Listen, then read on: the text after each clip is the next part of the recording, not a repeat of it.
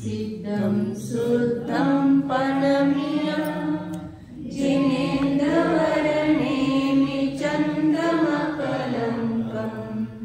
गुणरयनभूषणोदयं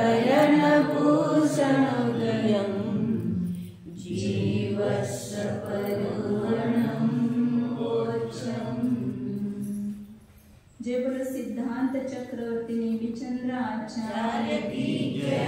जय परम पूज्य चाट चक्रवर्ती समाधि सम्राट आचार्य शांति सागर जी महाराज की जय। बोलो प्रातः स्मरणीय गुरुदेव समंत भद्रमणि महाराज की जय। जय बोलो परम पूज्य आचार्य प्रवरेक्षण सुंदर सागर जी महाराज की जय। बोलो परम पूज्य दीक्षा गुरु वात्सल्य सिंधु आचार्य सुयस सागर जी महाराज की जय।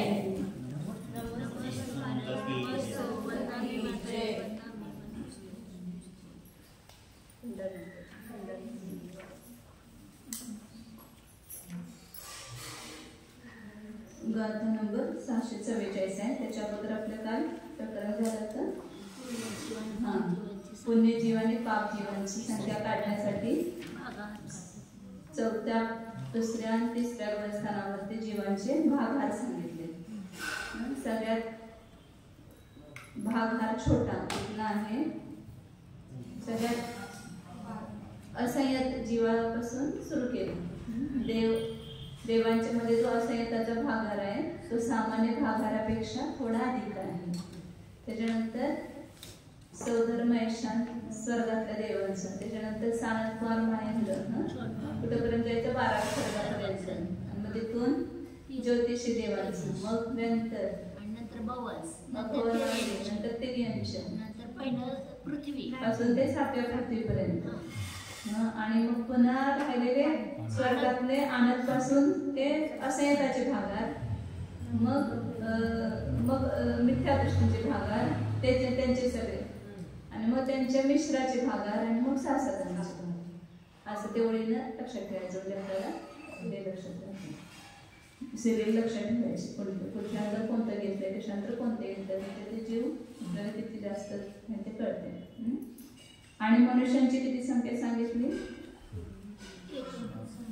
4थ्या गुणस्थानावरती जीव 700 कविता, 5व्या गुणस्थानावरती कविता किती आहे? 13। दुसऱ्या गुणस्थानावरती 52 करोड, आणि तिसऱ्या गुणस्थानावरती 104 करोड। ही उत्कृष्ट संख्या सांगितली। एवढे असतीलच असं नियम नाही, परंतु असले तर जास्तीत जास्त इतके असतील, त्याच्यापेक्षा जास्त असणार नाही।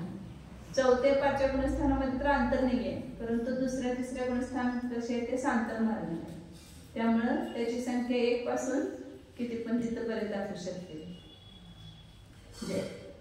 जगामध्ये नाहीच असं होऊ शकतं ना शास्त्रज्ञांच्या दृष्टीने, त्याला मनुष्यगतीमध्ये पण कोण असणारच नाही। त्याचं उत्कृष्ट अंतर सांगितले पहिल्याचा संख्या तोपर्यंत कोण नसणार। पुढं आणि आजीवामध्ये पाप आणि पुण्य सांगितलं। आजीवामध्ये पुण्य कशाला म्हणायचं? शुभ प्रकृती आहे, शुभ प्रकृतींचे जे द्रव्य आहे त्याला पुण्य आजीव म्हणायचं, आणि अशुभ प्रकृतींचं द्रव्य ते पाप आजीव। जे आपल्या ठिकाणी कर्म आहेत 8 कर्म, त्याच्यामध्येच हे 2 भेद केलेत, पुण्य प्रकृती आणि पाप प्रकृती, शुभ प्रकृती आणि अशुभ प्रकृती। म्हणजे शुभ प्रकृती रूपाने जे परमाणु परिणमले त्यांच्यात पण उच्चार झाला पुण्य म्हणून, आणि जे कारण त्याला कारणभूत परिणाम शुभ आहे म्हणून त्याच्या निमित्ताने बांधलेली प्रकृती ती सुद्धा शुभ आहे किंवा पुण्य आहे, आणि पाप प्रकृतींचं द्रव्य पाप द्रव्य। आता पुढे सांगतात आसव संवर निर्जरा यांचं द्रव्य किती आहे ते सांगतात। आसव संवर दवम समयपबद्धं पुनिज्जरादवम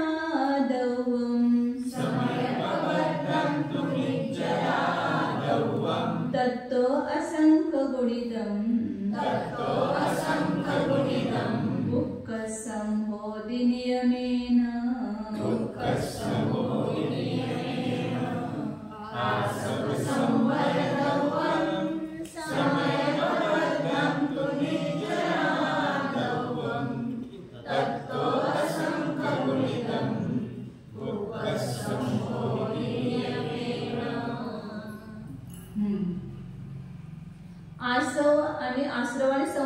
किती आहे ते सांगतायत. द्रव्य म्हणजे आता इथं आश्रवद्रव्य म्हणजे काय घ्यायचं, ते परमाणूच घ्यायचे. एका समयात जितके परमाणू आले त्याला म्हणणार आश्रवद्रव्य. समय प्रबंध आपण म्हणतो त्याला समय प्रबंध प्रमाण. एका समयात जेवढा आपण मानतो तेवढेच परमाणू ते कर्मरूपानं परिणमले, म्हणजे आश्रव झाला आणि त्याचा आत्म्याशी आत्मप्रदेशाच्या बरोबर संश्लेष झाला, तो बंध झाला. ते कारणांवर कर्मरूपावर परिणमले त्याला आश्रव म्हणतात ना, आणि त्याचा आत्म्याशी संश्लेष रूप संबंध त्याला बंध म्हणतात. म्हणून आश्रव द्रव्य किती आहे, समय प्रबंध प्रमाणच. आणि संवर द्रव्य सुद्धा काय म्हणणार, समय प्रबंध प्रमाणच. आता संवर द्रव्य म्हणजे कसं म्हणायचं, असं लावू शकतो आपण त्याला की जे प्रकृती येणं थांबलं त्यांच्या समय प्रबंधाला रोखलं गेलं ना. म्हणजे आता चौथ्या गुणास्थानात गेलो 43 प्रकृतींचा आश्रव होत नाही, त्या आश्रवाचा निरोध झाला ना, मग तेवढे समय प्रबंध थांबले, त्यापेक्षा त्याला संवर द्रव्य म्हणणार आपण. म्हणजे रोखलेलं द्रव्य जे त्याचे समय प्रबंध आलेले आहेत, मिथ्यात्वाचं आलं नाही, अनंतानुबंधीचं आलं नाही, असं द्रव्य, मग त्याला संवर द्रव्य म्हणणार. जेवढ्या प्रकृतींचा संवर झाला त्याचं संवर द्रव्य म्हणणार. आणि जसं जसं पुढे गुणस्थानात जाईल तसं तसं ते संवर द्रव्य वाढत जाणार, म्हणजे प्रकृतींचं प्रकृती वाढणार. निर्जरा द्रव्य आणि जे उदयाला येऊन निघून गेलं ते पण एक समय प्रबंध उदयाला येते सामान्य दृष्टीनं, परंतु सविपाक निर्जरा असेल तर किती होणार, उत्कृष्ट किती आहे, उत्कृष्ट घ्यायचं इथं सगळं. त्यामुळे असंख्या समय प्रबंध प्रमाण. एका समयात निर्जरा किती होते, गुणश्रेणी निर्जरा जेव्हा होते त्यावेळेला नेहमी एक समय प्रबंधच उदयाला येतो, परंतु ज्याला गुणश्रेणी निर्जरा होतो त्याला असंख्यात समय प्रबंध द्रव्य एका समयात उदयाला येतं. म्हणून असंख्यात गुणित काय आहे, समय प्रबंध निर्जरेचं द्रव्य आहे.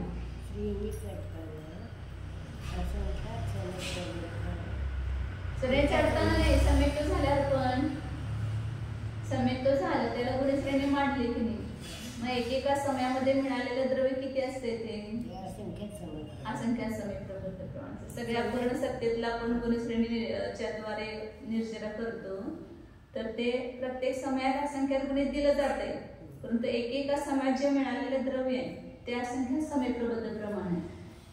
आपण ते करतो ना, गुणश्रेणीचं द्रव्य काढायसाठी 85 भाग देतो,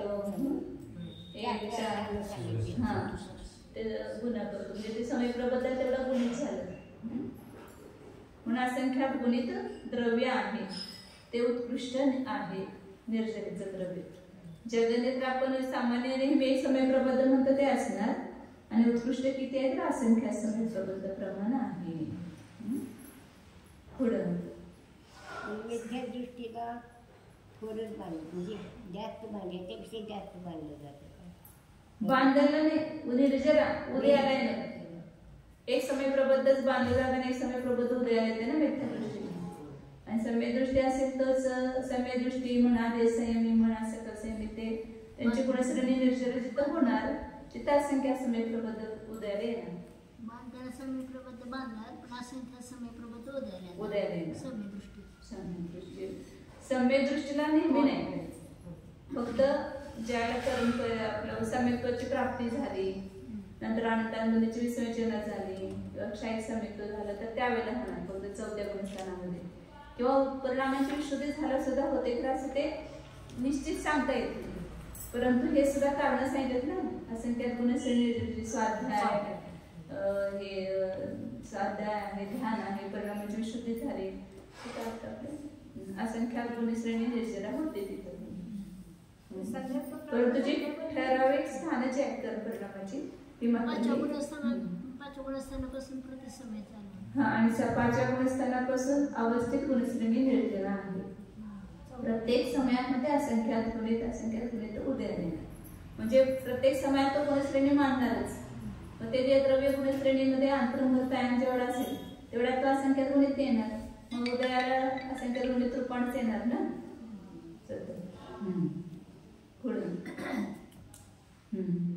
बंधो समय 745 बंधो समय पबद्धो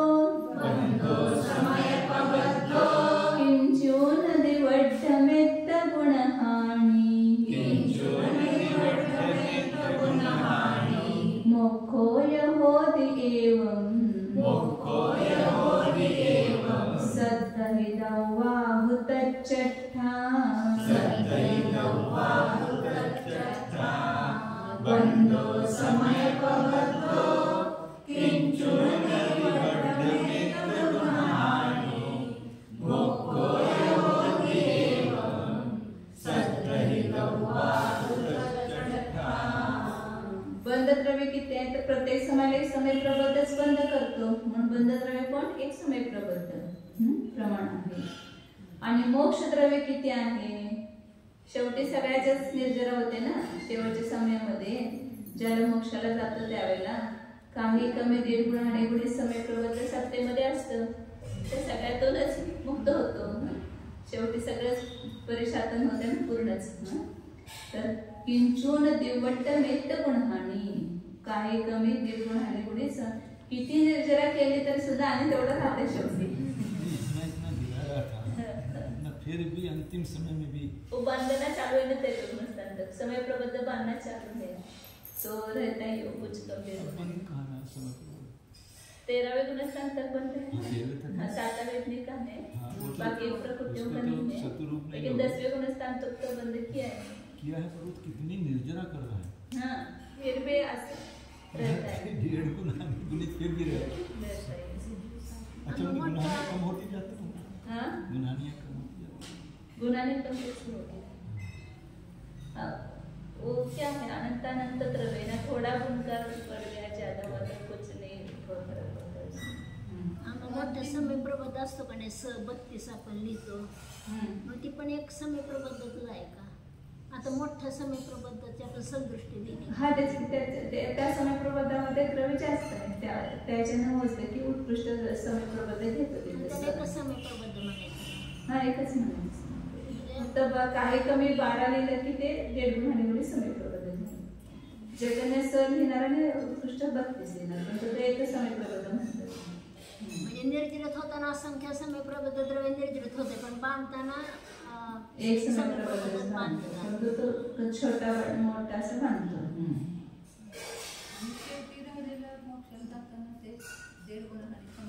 सगळं जाणार ना मोक्षाला शेवटच्या समय सगळं तसा पेला काढतो की नाही आपण 12व्या गुणस्थानात 10व्या गुणस्थानाने 14व्या गुणस्थानात ते शेवटच्या समयात जे आहे ना वर एकदम राऊंड काढलेलं असतं ते जेवढ्या द्विचरण समयामध्ये पासून गेलं त्याच्यापेक्षा पण असंख्य द्रव्य एका समयातच जाते.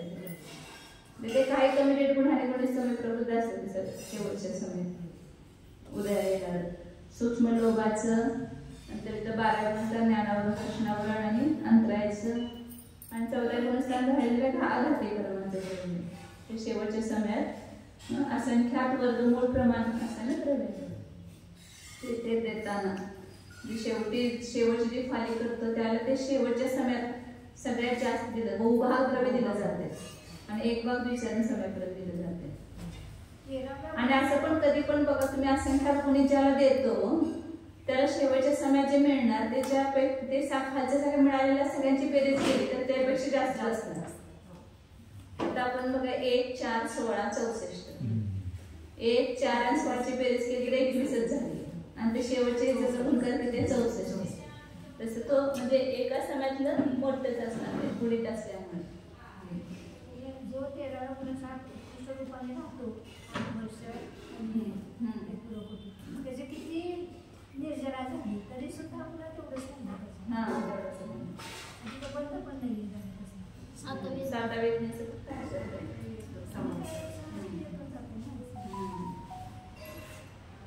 तिथं तेवढंच आहे तिथं गुणश्रेणी तर आहे 13व्या गुणस्थानामध्ये गुणश्रेणी आहे. कांडघात होतो सिद्धी कांडघात आंबा कांडघात क्षणघाताच्या वेळेस होतो. पुढे 646 गाथा नंबर आहे ते झालं श्रद्धई दौवाव तच्चटवर तर म्हणून तत्वार्थाचं श्रद्धान करण्यायोग्य आहे असे 9 पदार्थ त्यांचं श्रद्धान करण्यायोग्य आहे. कीने दंसन मोहे जम सद्दहणं सुनिम्मलं होई तखाय सम्मत नित्यं कम्मखवण हेदु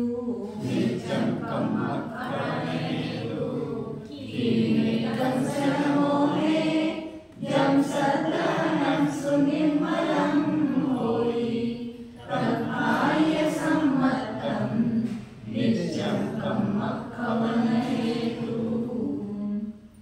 हिने दंसन मोहे क्षीण मोह दर्शन मोहाचा क्षय झाला असताना जे सम्यक दर्शन होते, जे श्रद्धान होते, ते सुनिर्मलन होईल. ते कसं होते? अत्यंत निर्मल होतं. आणि ते आता खाय संमतम, ते क्षायिक सम्यक्त्व आहे. आणि सदैव कसं आहे? ते कम्मक खवन हेतू, कर्माच्या क्षयाचं कारण आहे. ते क्षायिक सम्यक्त्वाचं सांगतात. क्षायिक सम्यक्त्व जे आहे ते कसं आहे? कर्मक्षयाचं. म्हणजे क्षायिक सम्यक्त्व झाल्याशिवाय कुठल्या प्रकृतीचा क्षय होत नाही ना. पहिल्यांदा क्षायिक सम्यक दर्शन म्हणजे दर्शन मोहाचा नाश होतो आणि मगच चारित्र्य मोहाचा नाश, आणि मग पुन्हा मोहण्याचा नाश झाला की मग पुढे ज्ञानावरून दर्शनावादी सगळ्यांचा नाश होतो. म्हणून कर्माच्या क्षपणासाठी जे निमित्त आहे जे क्षायिक सम्यक्त्व सांगितलं. आता पुढं अजून त्याच्याबद्दलच सांगताय 643 गाथेमध्ये. कारण आता सम्यक्त्व मार्गाला चालू आहे ना, त्यामुळे 7 प्रकृतींच्या उपशमान औपशमिक सम्यक्त्व, 7 प्रकृतींचा क्षोपशमान शावसमिक सम्यक्त्व आणि 7 प्रकृतींचा क्षय झाला की क्षायिक सम्यक्त्व होते. म्हणजे क्षायिक सम्यक्त्वाचं वर्णन करता येतात. वयने हिवी हे दुहिवी इंद्रिय भय आण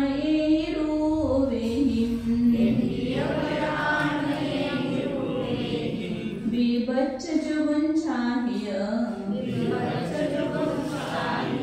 ते लोके नवीन चाले जो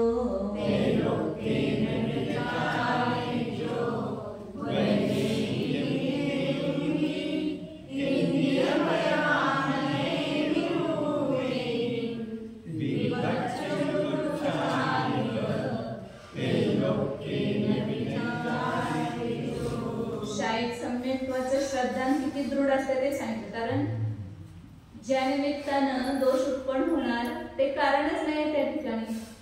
शावशमी सम्यक्त्वामध्ये सम्यक्त प्रकृतीच्या उदयानं ते चर्मरण आगळागर दोष होतात ना.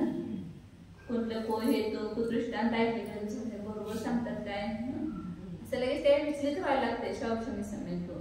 परंतु क्षायिक सम्यक्त्व जे आहे ते अत्यंत कसं असतं? निश्चल अचल समीर पर्वतासारखं ना. किती वादळ आला तरी सगळं समीर पर्वत कधी ढासळणार का? नाही. तसं क्षायिक सम्यक्त्व पण कसं आहे? तसंच आहे. वयने हिवी हे दुहिवी, कोणत्याही कुत्सित अशा वचनांच्या द्वारे सुद्धा कुणी किती कुहेतू कुदृष्टांत दिले तर त्यांच्याद्वारे सुद्धा इंद्रिय भय आणेही रुवेही, इंद्रियाला भय उत्पन्न करणारे अशा रूप जरी धारण केलं. भय आणि कसं भयानक भयानक करायचं. भय आणि म्हणजे भयानक. इंद्रियाला भयानक अशी रूपाच्या द्वारे सुद्धा, इंद्रियाला भय उत्पन्न अशा रूपाच्या द्वारे सुद्धा, आणि बिभत्स जो गुण छानी बिभत्स असे वस्तूपासून उत्पन्न होणारी किळस आहे जुगुप्सा, त्याच्याद्वारे सुद्धा ते लोक के नवीन न चालेचो, 3 लोक मिळून सुद्धा ठरवले त्याला विचलित करायचं क्षायिक समय दृष्टीला, तर तो कधी विचलित होणार नाही. भले सगळे दुनिया एकीकडे जाऊदेत, परंतु तो एकटा जरी असला तर त्याचं श्रद्धान दृढ असतं, ते कधी विचलित होत नाही. कारण त्याने ज्याचं दर्शन मोहनीयाचा पूर्ण नाशच केलेला आहे, त्यामुळे त्याच्या श्रद्धानामध्ये विचलितता येत नाही. तरी सुद्धा क्षायिक सम्यक्त्व झाल्यानंतर त्याचं श्रद्धान त्याला परिपूर्ण म्हटलं नाही. त्याचे सुद्धा अनेक हे आहेत. क्षायिक भावाचे सुद्धा एक भेद नाहीये. त्याच्या श्रद्धानाची विशुद्धी जी आहे ती कमी जास्त होऊ शकते. तो परत कधी मिथ्यात्वाला प्राप्त होणार नाही, परंतु त्याच्या सम्यक्त्वामधीची जी दर्शन विशुद्धी आहे त्या दर्शन विशुद्धीमध्ये अनेक हे होणार. हा म्हणजे काय म्हणतात हा परिणाम तरतमता विशुद्धीच्या तरतमता सुद्धा होणार. ते म्हणून सांगितलं पुढे अवगाढ सम्यक्त्व 11 मध्ये नाही शुद्ध केवलींना अवघाड संमिळतो आणि केवलींना परमावघाड संमिळतो. कारण का जोपर्यंत अज्ञान आहे, ज्ञानावर कर्माचं हे आहे उदय आहे, तोपर्यंत सगळ्या पदार्थांना आपण जाणलं का? सगळ्या जाणलंच आहे तर श्रद्धा कसं होणार? म्हणून पूर्ण ज्ञानावर कर्माचा क्षय झाल्यानंतर ज्यावेळेला सर्वज्ञता प्रगट झाली तर त्या त्यांचे सम्यक परमावघाड झाले. कारण पूर्ण पुस्तक उघडच आहे त्यांच्यासाठी, पूर्ण विश्वच ओपनच आहे. त्यामुळे आता काय त्यांच्या श्रद्धेमध्ये अपूर्णता राहिली नाही, तिथं त्यांची श्रद्धेची परिपूर्ण झाली. म्हणून तिथं ही चर्चा येते कुठं, आणि मराठी श्लोकांमध्ये कुठं तरी वाचले हे, मग त्यापासून म्हटलं इथून ह्यांनी काढले की म्हणजे शाही सम्यक्त्व झाला म्हणजे पूर्णता झाली असं आपण मानतो, परंतु त्याच्या सम्यक्त्वामध्ये सुद्धा विशुद्धता कमी जास्त होत जाते, ती पूर्ण 13व्या गुणस्थानामध्ये होते.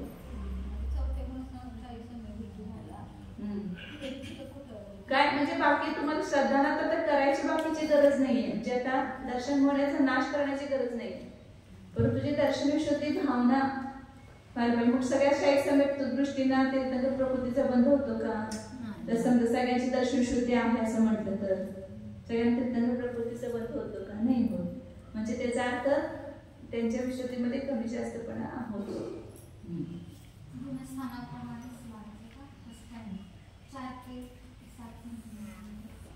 शाही सम्यक्त 4 गुणस्थानामध्ये उत्पन्न होऊ शकते.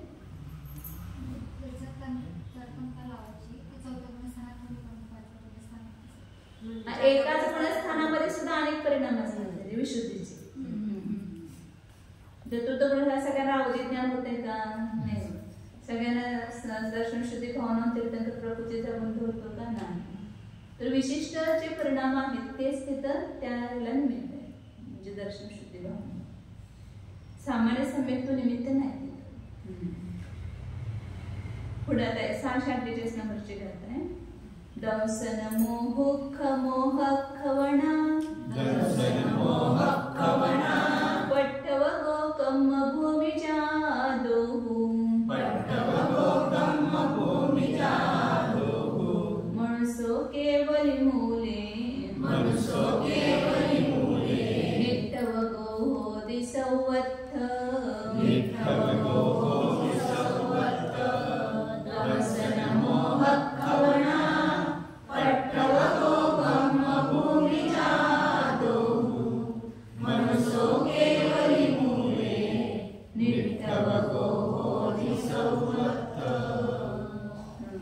दर्शन भवनेच्या क्षपणेचा प्रस्थापक कोण आहे ते सांगतात. म्हणजे प्रारंभ कोण करतो? प्रस्थापक म्हणजे सुरुवात. आपण कुठं तर जायला निघतो ना, तर स्थापना केली म्हणजे निघालो, म्हणजे तसं ते दर्शन मोहाचे क्षय करायला तो त्याने स्थापना केली, म्हणजे अधःकरणामध्ये प्रवेश केला. थोडक्यात तो कोण आहे तर कर्मभूमी जादू, कर्मभूमीमध्ये उत्पन्न झालेला पाहिजे. भोगभूमीतला जीव किंवा कुठल्या अन्य गतीतला जीव हे दर्शन होण्याला प्रारंभ करू शकत नाही. मनुष्यच पाहिजे आणि मनुष्य सुद्धा कर्मभूमीमध्ये जन्मलेला पाहिजे. आणि केवली मुली, केवलींच्या मुलामध्ये केवली किंवा श्रुत केवली सुद्धा सांगतात, केवली किंवा श्रुत केवलींच्या पाठमुलामध्ये होतं. आणि निष्ठ व गो बोधी सवर्त, परंतु निष्ठापक जो आहे तो सर्वत्र होतो. सुरुवात इथे केली दर्शन होण्याचा क्षय करायला, आणि कृतकृत्य वेदक पर्यंत तो इथेच राहणार मनुष्यामध्ये. आणि कृतकृत्य वेदक झाला की तो कुठल्या पण गतीत जाऊन तिथं निष्ठापणा करू शकतो, ते परिपूर्णता करू शकतो. सम्यक्त प्रकृतीचा उद्देश शेवटी राहतो तिथं ह्याच्यामध्ये. हा म्हणजे कृतकृत्य वेदकामध्ये पूर्ण होते का त्याचं शाही सम्यक? हा तर ते कधी त्याचं मरण म्हणजे त्याच्या अपेक्षा आहे ना, तर केल्यावर एका समयात सुद्धा तो कृतकृत्य वेदक पूर्ण होऊ शकतो. तर म्हणजे राहिलेली जी स्थिती आहे ना एकांत मुहूर्त कृतकृत्य वेदकाची, एक समय म्हटलं तर त्याचा विग्रह रुजुगतीने गेला नाही, मोडी घेऊन गेला तर एक समयात म्हटलं मग त्याच्या विग्रहगतीमध्येच त्याला शाही सम्यक प्राप्त होऊ शकेल की तिथं पण होऊ शकेल, तिथे गेल्यावर होऊ शकेल. मग तिथं ती विग्रहगतीमध्ये ती गती सुरूच झाली त्याची. पहिल्या समयापासून त्याला त्या गती नामकर्माचा उदय सुरूच झाला ना, आयुर्वेद गती नामकर्माचा उदय. तर कृतकृत्य वेदकाच्या काळामध्ये कुठं पण मरू शकतो. फक्त तिथं नियम आहे की पहिल्या भागात मेला तर देवगतीमध्येच जाणार तो, दुसऱ्या भागात मेला तर देव मनुष्य गती, तिसऱ्या भागात मेला तर देव मनुष्य आणि चौथ्याच्यामध्ये मेला तर देव मनुष्य चार गतीमध्ये जाऊ शकतो. त्यामुळं नरकात जर जाणार असेल तर तो शेवटच्या भागातच मरणार, तोच जाणार. पुढं त्याचा भाव असा आहे की विशुद्धी जी आहे ते एकदम कमी होणार नाही ना, हळूहळू म्हणजे त्या विशुद्धीतनं तो देवगतीमध्ये जाऊ शकेल. पण त्याच्यापेक्षा विशुद्धी कमी झाली तर तो मनुष्यगतीमध्ये पण जाण्याला योग्य जाणार. त्याच्यापेक्षा त्यामुळे एकदम विशुद्ध परिणाम तो नरकात कसं जाणार. करण परिणामच चालू आहेत का नाही त्याचे? करण परिणाम जरी चालू असला तरी त्याचा अनुभूती करण संपल्यानंतर हे कृतकृत्य वेदकाचा काळ आहे. त्या अमृत्यकरणामध्ये तो जात मरत नाहीये. त्याच्यानंतर वर कृतकृत्य वेदकाचा काळ आहे, मग त्याच्यानंतर क्षयच मिळतो.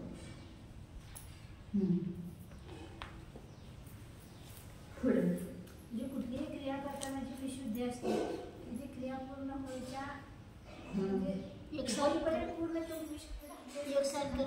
अनिवृत्तीकरणापर्यंत वाढतच जाते. अनंतपट विशुद्धी अंतःकरणाच्या पहिल्या समय कुठला पण करण परिणाम असू दे तिथं अनिवृत्तीकरणाच्या शेवटच्या समयापर्यंत विशुद्धी वाढतच जाते. त्याच्यानंतर नियम नाही ना, मग त्याच्यानंतर कृतकृत्य वेदच झाला तिथं त्याची विशुद्धी वाढत जाईल किंवा कमी पण होत जाईल, त्याचा काही नियम नाही आहे तिथं. दंसन आता पुढे 647 नंबरचं निष्ठा प्रस्तापक शाही समीत्वाचं आणि निष्ठापक सांगितलं. निष्ठा म्हणजे समाप्ती करणार. आता पुढे वेदक समीत्वाचं वर्णन करतात. दंसन मोहुदयादो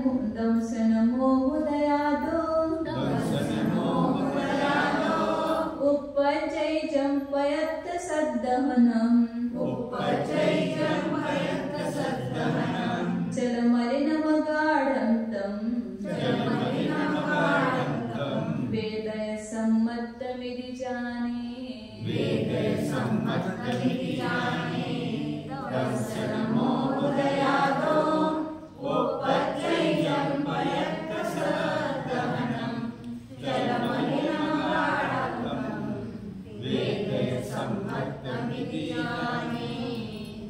दंसन मोह उदयातो दर्शन मोहाच्या उदयामुळे जे पदार्थाचं श्रद्धान उत्पन्न होतं तसं चल मलिनम अगाढम. दर्शन मोहाचा उदय म्हणजे सम्यक प्रकृतीचा उदय आहे. मिथ्यात्व आणि मिश्र प्रकृतीचा तर उदय नाही, फक्त कशाचा उदय आहे? सम्यक प्रकृतीचा उदय आहे. तर जे पदार्थाचं श्रद्धान उत्पन्न होतं कसं होतं ते चल मलिन आणि अगाढ. तम वेदय सम्मतम इति जाने, त्याला वेद सम्यक्त्व असं तुम्ही जाणा. त्याला वेद सम्यक्त्व म्हणतात. वेद सम्यक्त्वामध्ये 3 प्रकारचे दोष सांगितले, चल मलिन आणि अगाढ. याचं वर्णन पहिल्या अध्यायामध्ये आलं होतं गुणस्थान अधिकारामध्ये. तिथं 3 सम्यक्त्वाचं वर्णन आलं होतं ना. चल मलिन आणि अगाढ म्हणजे काय, त्याचं श्रद्धान कसं असतं. चल चलित म्हणजे जसं ते उदाहरण दिलं की आपल्या झाडाच्या आळ्यामध्ये पाणी सोडलं तर तिथंच त्या आळ्यामध्येच ती फिरत राहते. तसं हा जो सम्यकदृष्टी आहे तिथंच आपल्या देवशास्त्र गुरुमध्येच, खोट्या देवशास्त्र गुरु तर जाणत नाही, परंतु आपल्या खऱ्या देवशास्त्र गुरुमध्येच त्याचं श्रद्धान कसं होत राहते, विचलित. त्या देवाला आपण गेल्यावर चांगलं होईल, त्या देवांचं श्रद्धान केल्यावर आपलं विघ्न दूर होईल, म्हणजे हे माझं मंदिर आहे, व्यवस्था व्यवस्थित व्हायला पाहिजे. दुसरं मंदिर असेल तर ते दुसऱ्याचं मंदिर आहे. अशा प्रकारे खऱ्या देवशास्त्र गुरु श्रद्धान करून त्याच्यामध्ये अशा प्रकारे चलता येते. आपल्या ह्याच्यामध्ये राहूनच आणि आगाड स्थिरता नाही, हे मलिनता. जसे सोनं सांगितलं चिखलामध्ये पडलं असेल तर त्याला काय होते, वर थोडे हे मळ लागतो. तसं ह्याला सुद्धा काय होतं, थोडं रागाधिक भावांच्या निमित्तानं त्या श्रद्धानामध्ये मल उत्पन्न होतो, म्हणून ते शोभून दिसत नाही. कधी कधी मिथ्या दृष्टीसारखं वाटायला लागतं, क्षमक्षमी सगळ्या दृष्टी सुद्धा. बाहेरून बघितलं तर कोणतं काही असं, आता रामचंद्रजी ज्या लक्ष्मणाला घेऊन ते तर शाही समय दृष्टी होते, त्यांचं ते हे श्रद्धानामध्ये तर चलमलिनागाळ पण दोष नव्हता, परंतु चारित्र होण्याचा एवढा तीव्र उदय होता की त्यावेळेला ते मिथ्या दृष्टीसारखे वाटत होते ना. तसे शावशामी समय दृष्टीचा कधी कधी त्याचं श्रद्धान असं गाडता नसते त्याला असं वाटतं की ह्याला काय श्रद्धा नाही की नाही असं वाटायला लागतं. आणि मलिन जे रागाधिक भाव उत्पन्न झाले तर तिथं मलिनता दिसते, श्रद्धानामध्ये मलिनता लावायची. अशा प्रकारे वेद सम्यक्त्व जाणणं असं म्हणतो. म्हणजे स्वरूपाला स्वरूपाला श्रद्धा नाही त्याला प्रत्येक वेळा प्रत्येक समाला उपयुक्तित असेल असं नाही, परंतु त्यांनी निर्णय केलाय खऱ्या दिवशी पहिल्यांदा सगळ्यात पहिला सम्यक्ताचं लक्ष ठेवायचं. खऱ्या देवशास्त्र तुमचं श्रद्धा नाही तर दुसरं विचार करायचं तुमचं दुसरं बरोबर आहे का नाही. पहिलं जिथं गाडगं उलट ठेवलं असेल तर सगळं पुढचं उलट त्यांनी समजायचं. अजून आमचं सरागी देवी देवतांवरचं श्रद्धा गेलं नसेल त्यांनाच आम्ही देव मानत असू तर पुढचं तुम्ही आत्मा जाणतो आम्ही म्हटलं तर काय उपयोग नाही. पहिलं ते पक्क करायला पाहिजे. कारण तर तिथे खऱ्या देवशास्त्र पुढचं श्रद्धानच नाही त्याला सातत्वाचं श्रद्धान पण यथार्थ असणार नाही आणि आत्म्याचं पण श्रद्धान यथार्थ होणार नाही. भले तुम्ही पूजा कोणत्या पद्धतीने करता ती वेगळी गोष्ट, परंतु त्या देवशास्त्र गुरूंचा यथार्थ निर्णय पाहिजे. वितराग देव आणि सर्वज्ञ देवच यथार्थ आहे, निर्ग्रंथ गुरुच यथार्थ आहे आणि सिद्धांत शास्त्र त्यांनी सांगितलेले जे आहे तेच तत्वार्थ आहे. अशा प्रकारे श्रद्धा नसेल तर तिथं निश्चय सम्यक्त्व पण होऊ शकेल, परंतु व्यवहार सम्यक्त्व जिथं नसेल तिथं निश्चय सम्यक्त्व पण होऊ शकणार नाही. पुढे काय चालू होतं आपलं 650 नंबर उपशम सम्यक्त्वाचं हे सांगतात लक्षण. दंसन मोह समदो उपचै जंपयत् सद्दहनम् वसमसम्मत्तमिनं वसन्नमलतपङ्कतोय समम्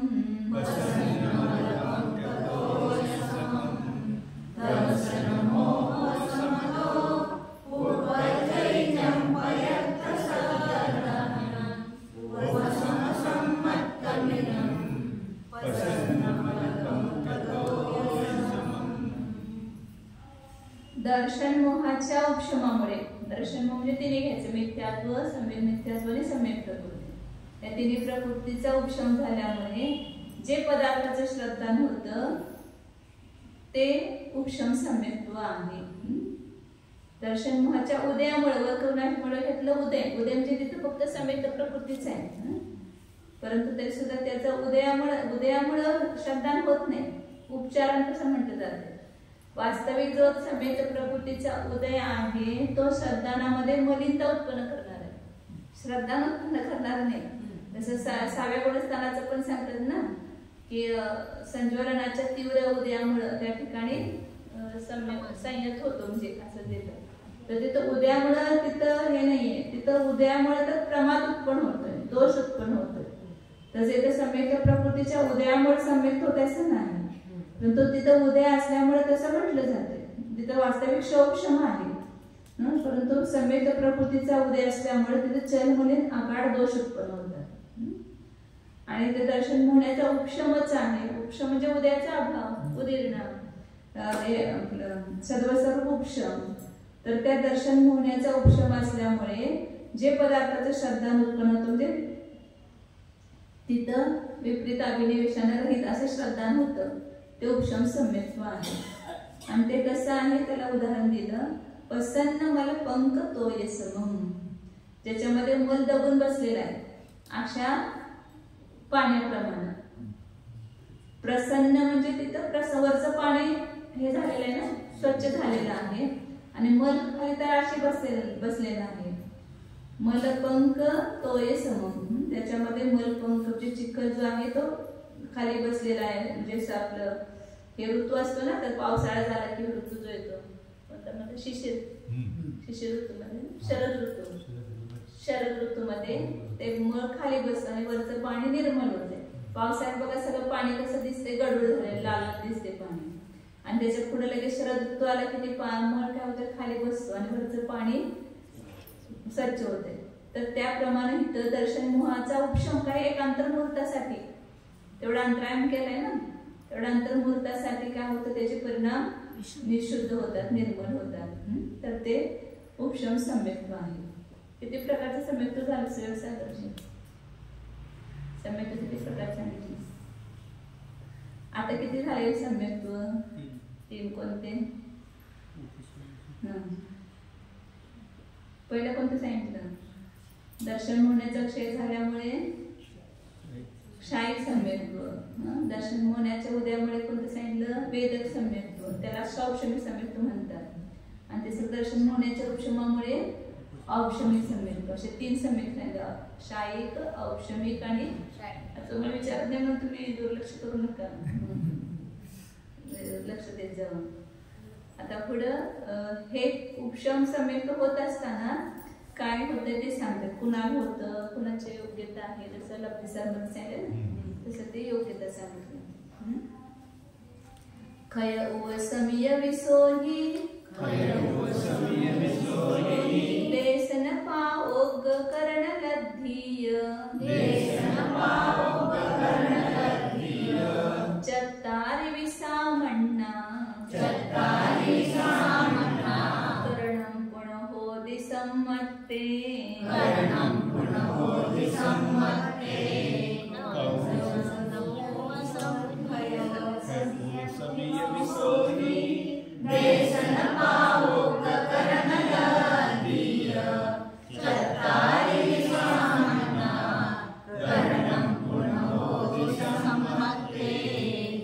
वर 650 जातेमध्ये ना टीकेमध्ये थोडी सुधारणा आहे. टीकेमध्ये ते अनंतानुबंधी, तुझ्याकडे आहे का टीकेचं पुस्तक? तिथं खाली 650 नंबरची गाथेची जी टीका आहे त्याच्यामध्ये अनंतानुबंधी चतुष्कस्य दर्शन मोहत्रयस्य खालची संस्कृत बघायची माताची, कन्नड नव्हे. कन्नडीत आहे हे, ती कन्नड आहे, हे खालीचे संस्कृत आहे खालच्या पारिखेच्यामध्ये. तर अनंतानुबंधी चतुष्कस्य दर्शन मोहत्रयस्य उदयाभाव लक्षण अप्रशस्त उपशमेन असं म्हटलंय. प्रसन्न मल पंकतोय समान पदार्थ श्रद्धानुत्पद्यते तदिदं उपशम सम्यक्त्वं नाम असं म्हटले ना. तर तिथं अनंतानुबंधी चतुष्कस्य उदयाभाव लक्षण अप्रशस्त उपशमेन घ्यायचं आणि दर्शन मोहत्रयस्य प्रशस्त उपशमेन असं पाहिजे. तिथं ह्याच्यामध्ये आहे बरोबर कन्नड टीकेमध्ये अनंतानुबंधी चतुष्टय उदय अभाव लक्षण अप्रशस्त उपशमदिंद आणि दर्शन मोहत्रय प्रशस्त उपशमदिंद प्रसन्न मलपंकतोय समान मप्पुदावुडोंदु पदार्थ श्रद्धानं पट्टुमधु. ते तिथं बरोबर घेतले. अप्रशस्त उपशम अनंतानुबंधीचा लावायचा, तर अनंतानुबंधीचा प्रशस्त उपशम नाही. करण परिणाम पूर्वक जो उपशम होतो तो प्रशस्त उपशम आणि विनाकरण परिणामाचा नुसतं उदयाचा अभाव जे उपशम झाला तो अप्रशस्त उपशम आहे. तर अनंतानुबंधीचा कधीच म्हणजे प्रशस्त उपशम होत नाही. प्रथम उपशम समेत असं, द्वितीय उपशम समेत. विसर्जन मध्ये उपशम होत नाही, ते तर नाशच होतो ना, तिथे उपशम होत नाही. हे अंतरकरण करून जे उपशम होतोय ना ते अंतर्मध्येच कधीच होत नाही. अनंतानुबंधीच अंतर पडत नाही कधीच. प्रथम उपशम झालं त्यावेळेस 3 दर्शन होण्याचं तर अंतर पडलेलं आहे, एकमेकांचं पण अंतर पडलेलं आहे. परंतु अनंतानुबंधीचं अंतर नाही आहे. प्रत्येक समाला ते संक्रमण होऊन ते 12 कशा रूपान होऊन उदयाला निघून जाते. म्हणून त्याचा उदयाला येत नाही, उदयाचा अभाव हाच तिथं उपशम आहे, अप्रशस्त उपशम घेतला. आणि ते 3 दर्शन होण्याचा कसा पाहिजे? प्रशस्त उपशम पाहिजे. म्हणून तिथं वाक्य असं केलं मी, अनंतानुबंधी चतुष्कस्यला दर्शन मोहत्रयस्य काढायचं आणि ते अप्रशस्त उपशमाच्या पुढे लिहायचं. दर्शन मोहत्रयस्य प्रशस्त उपशमेन असं घेतलं, सुधारणा केली. काय काय अशा गोष्टी आहेत ना ते पुन्हा तशाच राहून जातात चुकीच्या.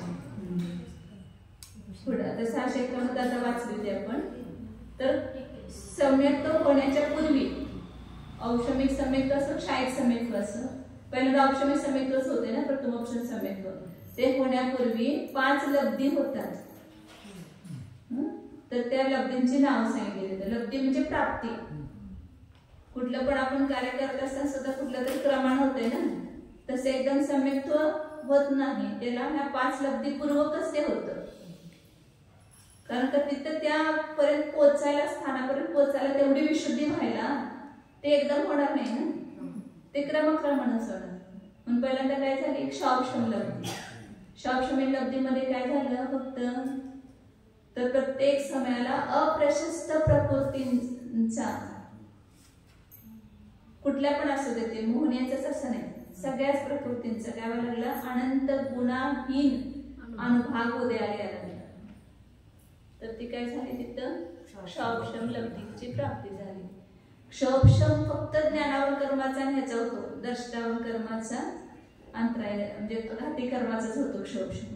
परंतु क्षौक्षम लब्धी ही सगळ्या साती कर्मांचं, आयु कर्माचा तर काही प्रश्न येत नाही, परंतु क्षौक्षम लब्धीमध्ये साती कर्मांचा जो अप्रशस्त प्रकृती आहे त्यांचा अनुभव अनंतपट कमी उदयाला यायला लागतो. अनंत गुणाहीन, अनंत गुणाहीन, अनंत गुणाहीन असा क्षौक्षम तर नेहमीच असतो आपल्याला, क्षौक्षम लब्धी नेहमी असत नाही. क्षौक्षम लब्धी तेवढ्या अंतर्मुहूर्त काळासाठीच ती होत असते. अशा अनेक त्याच्यामध्ये दोन्हीमध्ये अंतर, म्हणजे क्षौक्षम म्हणजे क्षौक्षम लब्धी नव्हे, क्षौक्षम लब्धी एक स्वतंत्र आहे. क्षयक्षम ज्ञानावरण आणि दर्शनावरण चार घाती कर्मांचा क्षौक्षम होतो.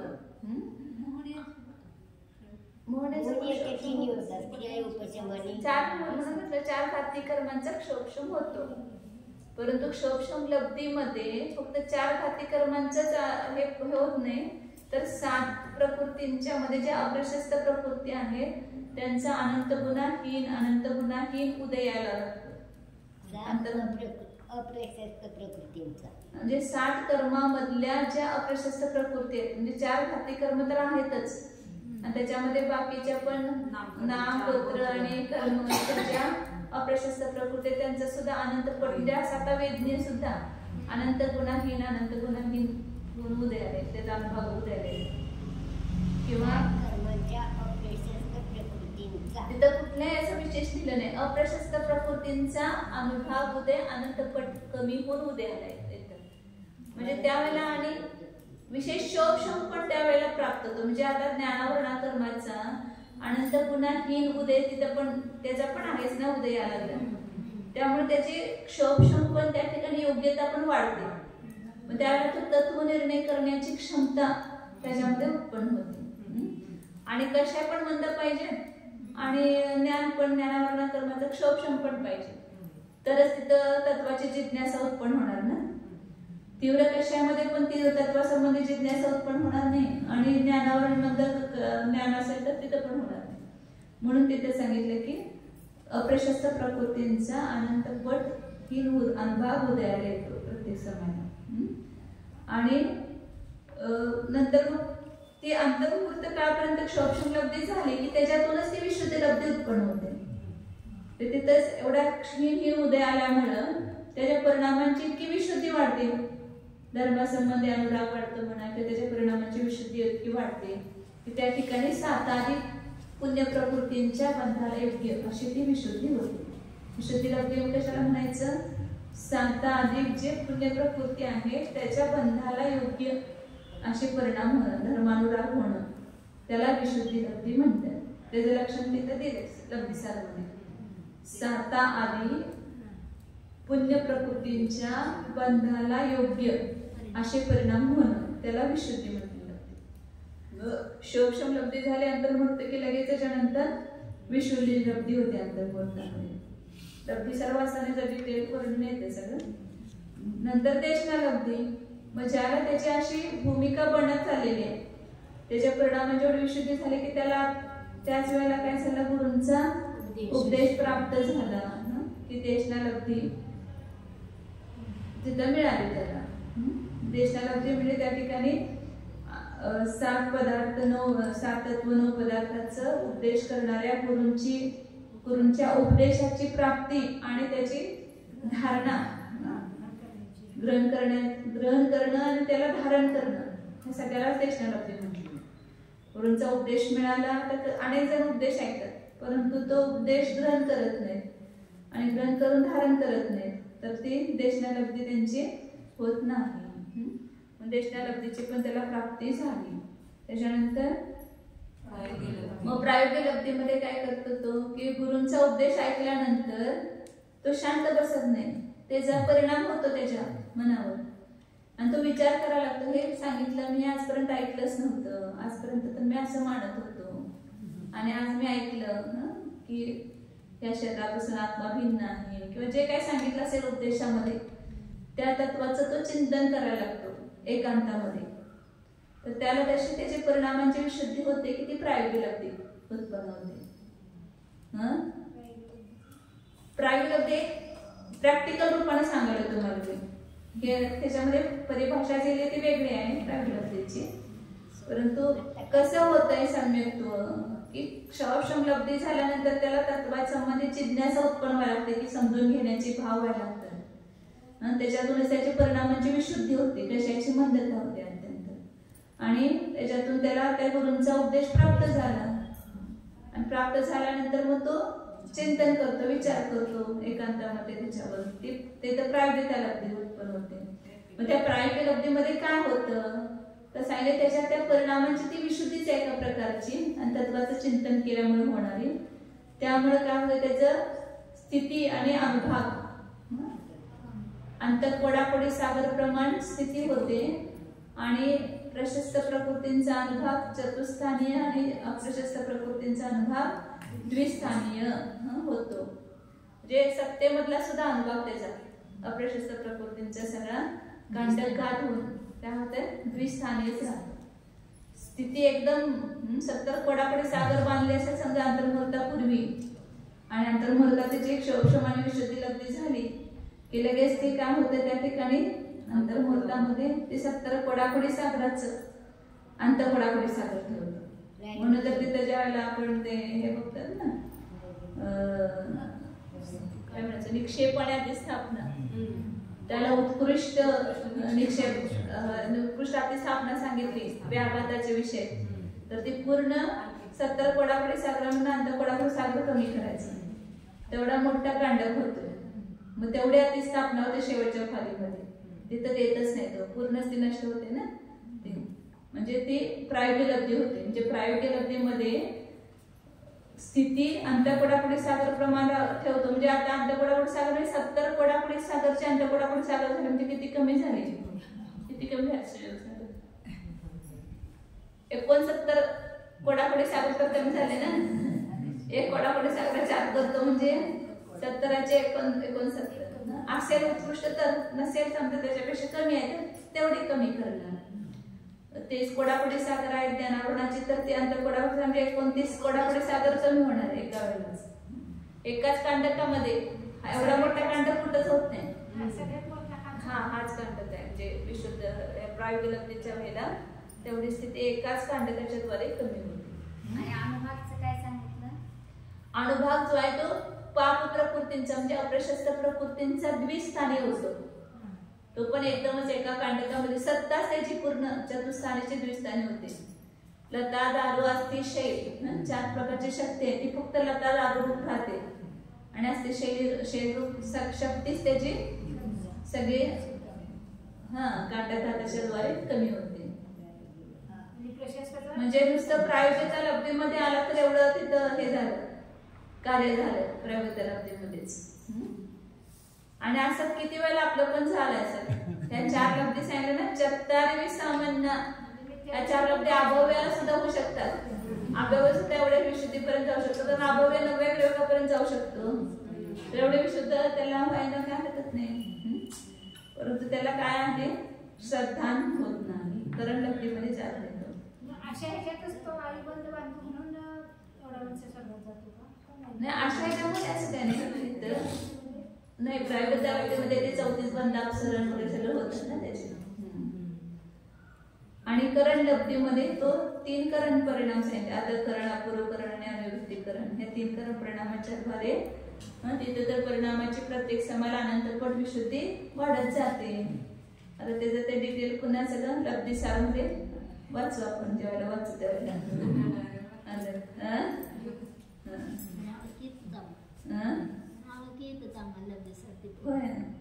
जगतारवी सामान्य त्यातल्या पहिल्या 4 लब्धी ज्या आहेत त्या सामान्य आहेत म्हणजे भव्य अभव्य दोन्हीला होतात. परंतु करणं पुन्हा होती संमती. अनेक वेळेला ह्या 4 लब्धी होतात, म्हणजे सम्यक होत नाही पुढं. 4 लब्धी होऊन पुन्हा वापस जातो, इथपर्यंत विशुद्धी वाढते आणि पुन्हा संसारात रममान होतो. येतं यायचं शास्त्राला आल्यावर तुमचे 4 लब्धी होऊ शकतात. तिथनं आला घरातून निघाला, इथं आला तरी शौषम लब्धी झाली, विशुद्धी लब्धी झाली, गुरूंचा उपदेश ऐकला आणि तुम्हाला छान पण वाटलं त्या ठिकाणी, तुमची प्रायव्हता लब्धी पण झाली आणि पुन्हा फार फिरलं की तर लब्धी जायचं राहून जात. अशा 4 लब्धी किती वेळा तरी होत असतील या जीवाच्या. हा 2 होऊन पण थांबू शकेल, 3 होऊन पण थांबू शकेल, 4 लब्धी होऊन पण थांबू शकेल. आणि परंतु 5वी लब्धी ज्यावेळेला सम्यक्त होते त्याच वेळेला होते. त्या जीवाची सम्यक्त्वाची योग्यता आल्यावरच तिथं करण लब्धी होते किंवा तो पुरुषार्थ करतो. समजा दोन्हीकडनं भाषा आहे तिथं. काल योग्यतेच्या भाषेत म्हटलं तर त्याची योग्यता आल्याशिवाय होणार नाही करण लब्धी आणि त्याचा पुरुषार्थ पण तसा होणार ना. तर तो त्या विशुद्धीचा पुरुषार्थ करेल म्हणजे सकाळच्या ध्यानाला येईल तर तिथे करण लब्धी पण होणार आणि सम्यक्त्वाची प्राप्ती पण होणार. काय करायचं तर तुम्ही सगळे लोक संसारात अडकलाय, इथंच बस आमचे सगळं छान सकाळपासून सगळं मिळते.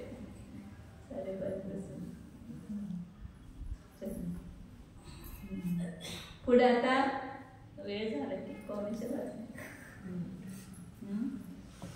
उद्या करू ना.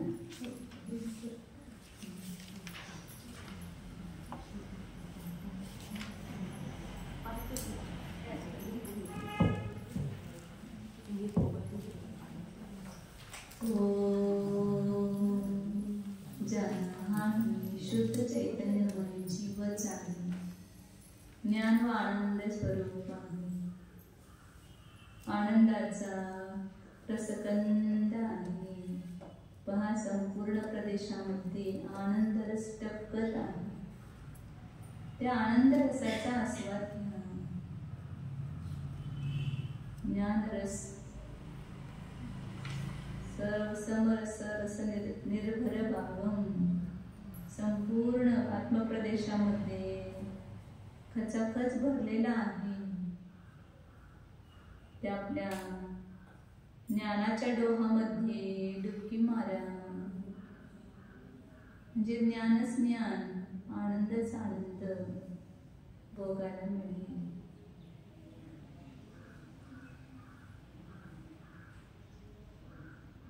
ज्ञानानंद स्वरूप टंकोत्कीर्ण न्यायक स्वरूप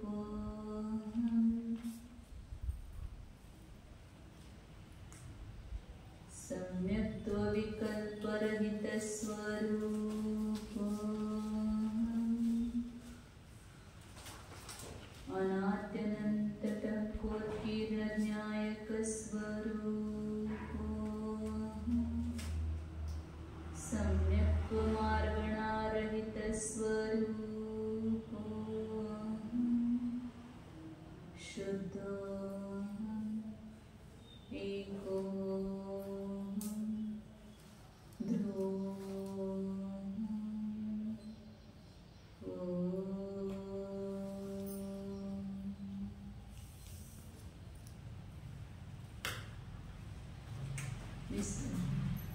नमो